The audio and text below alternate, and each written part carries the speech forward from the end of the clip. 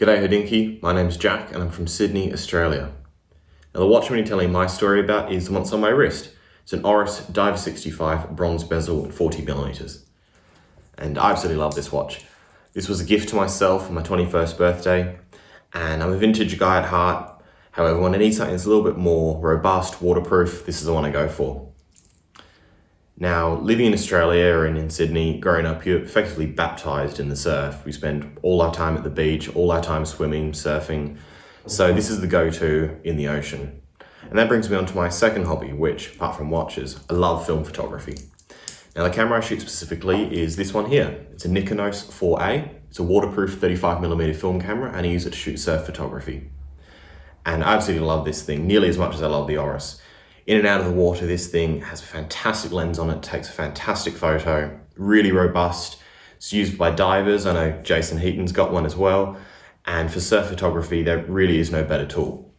Now, I find these are a pair that work really well together. The Nikonos is from 1980, and whilst this is a modern reinterpretation of a vintage dive watch, I think they're a good pair. The Oris is really wearable, very, very thin, with that fantastic bronze bezel. It's aged really well, especially being dipped in and out of the salt water every single day.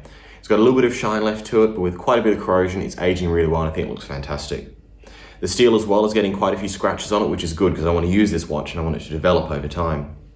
I think it's important to have a watch on the wrist when I'm shooting. Not only can I tell the time, because I can also tell how long I've been in the water with the dive bezel, which is a great tool.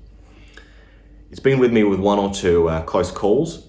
Recently, while I was out shooting about 6 o'clock at night, had the shark alarm go off. And that's not a problem when it's midday and you're 20 meters out in the breakers. But at 6 o'clock at night at feeding time, when it's getting a bit dark, and you're out the back about 150, 200 meters, especially on that day, I was very small surf, so I didn't have my fins on. It's a pretty close call, it gets pretty scary. Of course, I'm here, so I managed to get back into the water. It took about 10 minutes to swim back in, which was a scary moment. Oris was, of course, on wrist that day. And whilst I'm sitting at the desk right now at home, of course, we're all working from home, it's great to be able to look down at this watch and remember all of those memories that are tied up in it.